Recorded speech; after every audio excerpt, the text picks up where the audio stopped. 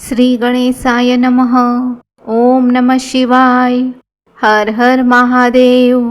ગત અધ્યાયમાં વીરભદ્ર દક્ષના યજ્ઞનો વિધ્વંસ કરીને ઉત્તમ એવા કૈલાસ પર્વત પર જતા રહ્યા. પૂજ્ય એવા નારદજીએ બ્રહ્માજીને પૂછ્યું, હે પિતાજી, ભગવાન વિષ્ણુ શિવજીને છોડીને અન્ય દેવતાઓની સાથે દક્ષના યજ્ઞમાં કેમ ચાલ્યા ગયા, જેને કારણે ત્યાં એમનો તિરસ્કાર થયો?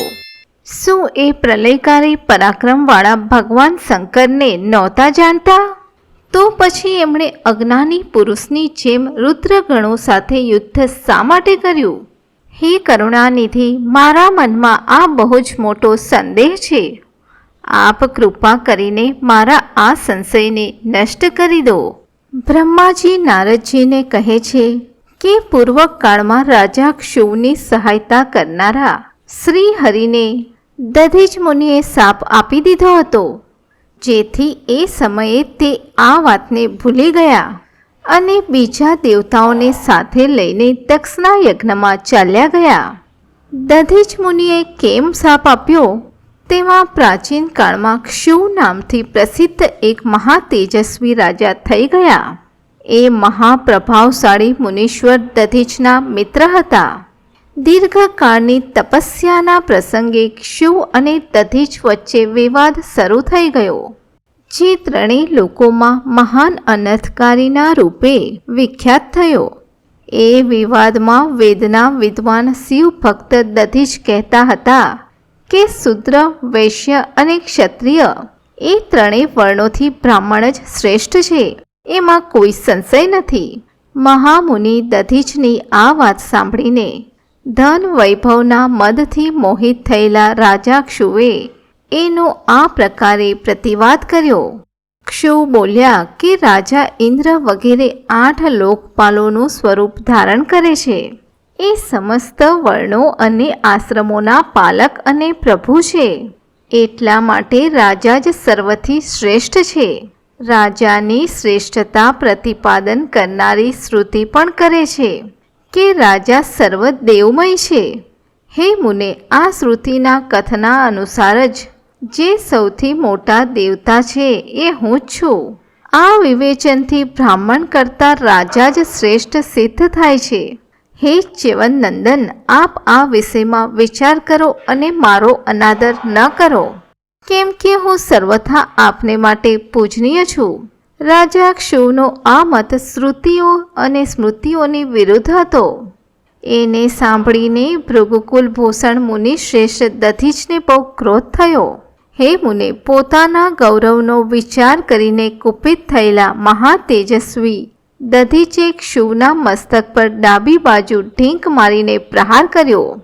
એની ઢીંકનો માર ખાઈને બ્રહ્માંડના અધિપતિ કુત્સિત બુદ્ધિવાળા ક્ષુવ અત્યંત કુપિત થઈને ગર્જના કરવા લાગ્યા અને એમણે વજ્રથી દધીચને કાપી નાખ્યા. એ વજ્રથી આહત થઈને ભૃગુવંશી દધીચ પૃથ્વી પર ઢળી પડ્યા. ભાર્ગવ વંશધર દધીચે પડતા પડતા એ સમયે શુક્રાચાર્યનું સ્મરણ કર્યું. યોગી શુક્રાચાર્યે જઈને દધીચના શરીરને, જેને ક્ષુવે કાપી નાખ્યું હતું, તે તરત જ જોડી દીધું. દધીચના અંગો પૂર્વવત જોડીને શિવ ભક્ત શિરોમણી તથા મૃત્યુંજય વિદ્યાના પ્રવર્તક શુક્રાચાર્યે દધીચને કહ્યું કે મેં સર્વેશ્વર ભગવાન શિવનું પૂજન કરીને તમને શ્રુતિ પ્રતિપાદિત મહામૃત્યુંજય નામ શ્રેષ્ઠ મંત્રનો ઉપદેશ આપું છું. ત્ર્યંબકમ યજામહે. એનો અર્થ એ થાય છે કે અમે ભગવાન ત્ર્યંબકનું આરાધન કરીએ છીએ. ત્ર્યંબકનો અર્થ છે ત્રણેય લોકોના પિતા પ્રભાવશાળી શિવ. તે ભગવાન સૂર્ય, સોમ અને અગ્નિ ત્રણેય મંડળોના પિતા છે. સત્વ, રજ અને તમ એ ત્રણેય ગુણોના મહેશ્વર છે.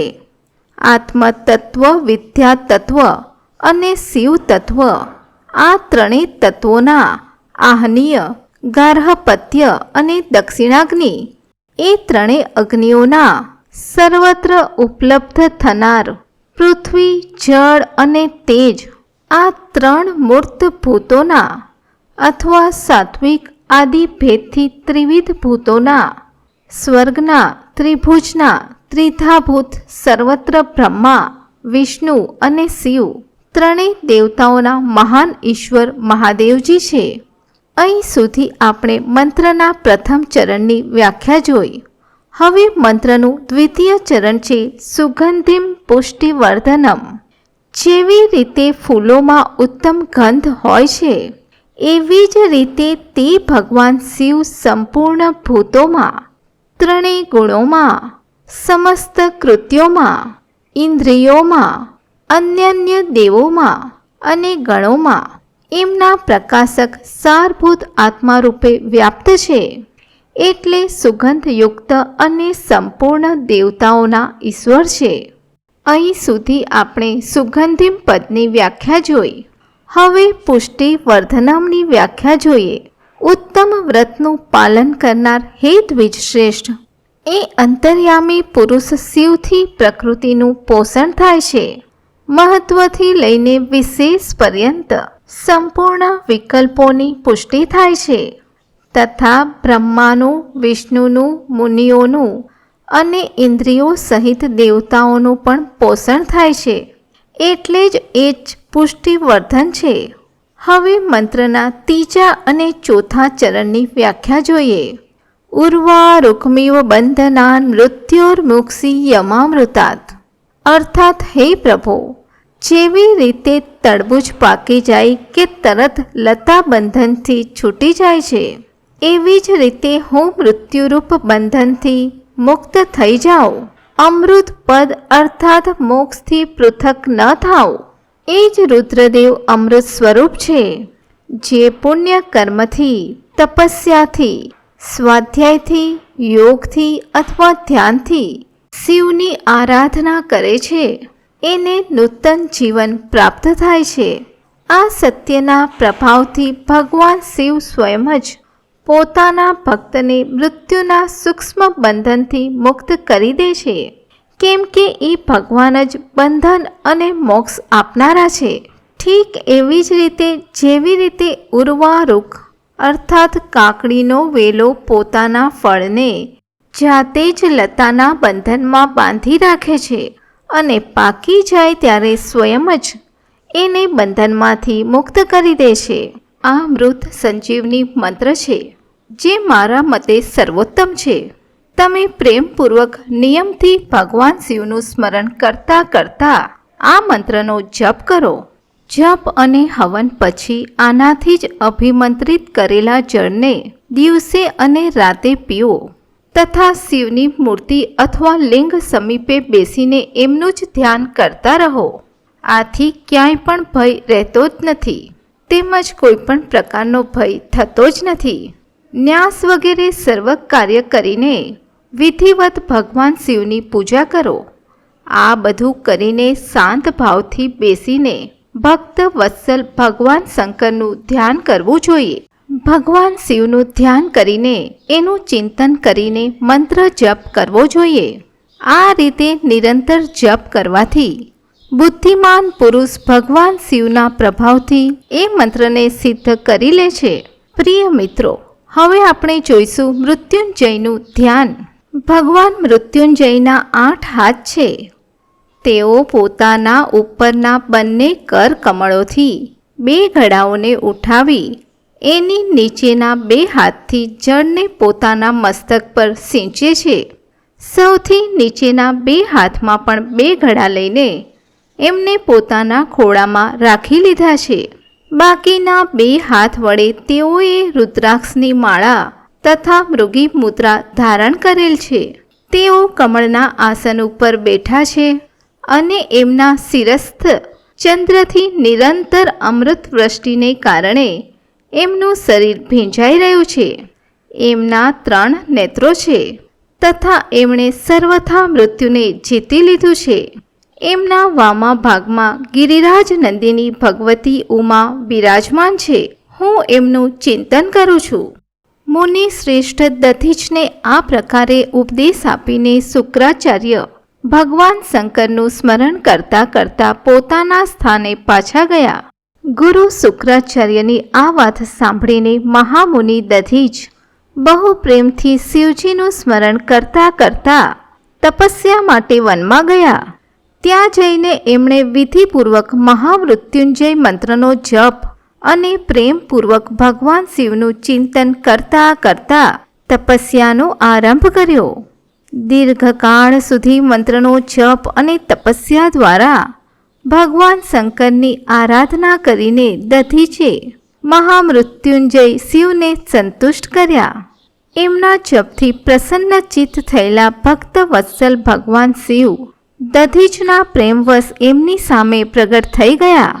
પોતાના પ્રભુ શંભુનું સાક્ષાત દર્શન કરીને મુનીશ્વર દધીચને બહુ પ્રસન્નતા થઈ. એમણે વિધિપૂર્વક પ્રણામ કરીને બંને હાથ જોડીને ભક્તિભાવથી શંકરનું સ્તવન કર્યું. ત્યારબાદ મુનિના પ્રેમથી પ્રસન્ન થયેલા શિવજીએ ચ્યવનકુમાર દધીચને કહ્યું કે તમે વરદાન માંગો. ભગવાન શિવનું આ વચન સાંભળીને ભક્ત શિરોમણી દધીચ હાથ જોડીને નતમસ્તક થઈને ભક્ત વત્સલ શંકરને કહેવા લાગ્યા, હે દેવદેવ મહાદેવ, મને 3 વરદાન આપો. મારા હાડકાં વજ્ર જેવા થઈ જાય, કોઈ પણ મારો વધ ન કરી શકે અને હું સર્વત્ર અધીન રહું, એટલે ક્યારેય મારામાં દીનતા ન આવે. દધીચનું આ વચન સાંભળીને પ્રસન્ન થયેલા પરમેશ્વર શિવે તથાસ્તુ કહીને એમને એ 3 વરદાન આપી દીધા. શિવજી પાસેથી 3 વરદાન મેળવીને વેદ માર્ગમાં પ્રતિષ્ઠિત મહામુનિ દધીચ આનંદમગ્ન થઈ ગયા અને શીઘ્ર જ રાજા ક્ષુવના સ્થાને ગયા. મહાદેવજી પાસે અવધ્યતા, વજ્રમય અસ્થિ અને અદીનતા મેળવીને દધીચે રાજેન્દ્ર ક્ષુવના માથા પર લાત મારી. પછી તો રાજા ક્ષુવે પણ ક્રોધ કરીને દધીચ પર વજ્રથી પ્રહાર કર્યો. રાજા ક્ષુવ ભગવાન વિષ્ણુના ગૌરવથી અધિક ગર્વથી ભરેલા હતા, પરંતુ ક્ષુવનું ચલાવેલું એ વજ્ર પરમેશ્વર શિવના પ્રભાવથી મહાત્મા દધીચનો નાશ ન કરી શક્યું. આનાથી બ્રહ્મકુમાર ક્ષુવને ખૂબ જ વિસ્મય થયો. મુનીશ્વર દધીચની અવધ્યતા, અદીનતા તથા વજ્રથી પર ચડિયાતો એવો પ્રભાવ જોઈને બ્રહ્મકુમાર ક્ષુવના મનમાં બહુ જ આશ્ચર્ય થયું. એમણે શીઘ્ર જ વનમાં જઈને ઇન્દ્રના નાના ભાઈ મુકુંદની આરાધના શરૂ કરી. તે શરણાગત પાલક નરેશ મૃત્યુંજય સેવક દધીચથી પરાજિત થઈ ગયેલા હતા. ક્ષુવની પૂજાથી ગરુડધ્વજ ભગવાન મધુસૂદન બહુ સંતુષ્ટ થયા. એમણે રાજાને દિવ્ય દ્રષ્ટિ પ્રદાન કરી. આ દિવ્ય દ્રષ્ટિથી જ જનાર્દન દેવનું દર્શન કરીને એમને પ્રણામ કર્યા. પ્રિય વચનો દ્વારા એમની સ્તુતિ કરી.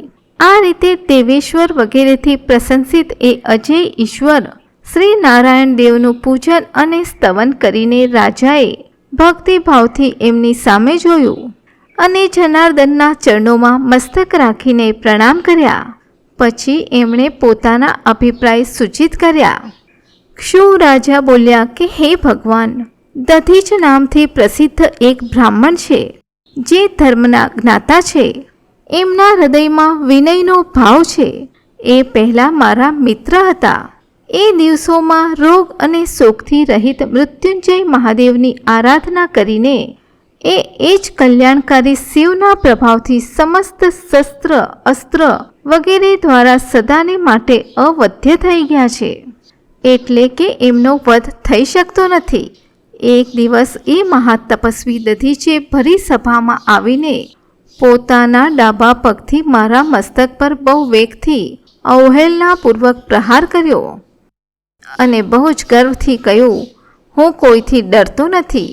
હે શ્રીહરિ, એ મૃત્યુંજયથી ઉત્તમ વરદાન મેળવીને અનુપમ ગર્વથી ભરાઈ ગયા છે. મહાત્મા દધીચને કોઈ પણ વધ ન કરી શકે એવા સમાચાર જાણીને શ્રીહરિએ મહાદેવજીના અતુલિત પ્રભાવનું સ્મરણ કર્યું. પછી તે બ્રહ્મપુત્ર રાજા ક્ષુવને કહેવા લાગ્યા, હે રાજેન્દ્ર, બ્રાહ્મણોને ક્યાંય થોડો પણ ભય નથી. હે ભૂપતે, વિશેષતઃ રુદ્ર ભક્તો માટે તો ભય નામની કોઈ વસ્તુ છે જ નહીં. જો હું તમારા તરફથી કશું કરું તો બ્રાહ્મણ દધીચને દુઃખ થશે અને એ મારા જેવા દેવતાને માટે શાપનું કારણ બની જશે. દધીચના શાપથી દક્ષના યજ્ઞમાં શુરેશ્વર શિવથી મારો પરાજય થશે અને ફરી મારું ઉત્થાન પણ થશે. હે મહારાજ, એટલા માટે હું તમારી સાથે રહીને કશું કરવા ચાહતો નથી. હું એકલો જ તમારે માટે દધીચને જીતવાનો પ્રયત્ન કરીશ. ભગવાન વિષ્ણુના આ વચન સાંભળીને રાજા શિવ બોલ્યા કે બહુ સારું, એવું જ થાય. આવું વચન કહીને તે એ કાર્ય માટે મનમાં ને મનમાં ઉત્સુક થઈને પ્રસન્નતાપૂર્વક ત્યાં જ રહી પડ્યા. ઓમ મૃત્યુંજયાય નમઃ. ઓમ જગદ્વ્યાપિને નમઃ. ઓમ જગદ્ગુરુવે નમઃ.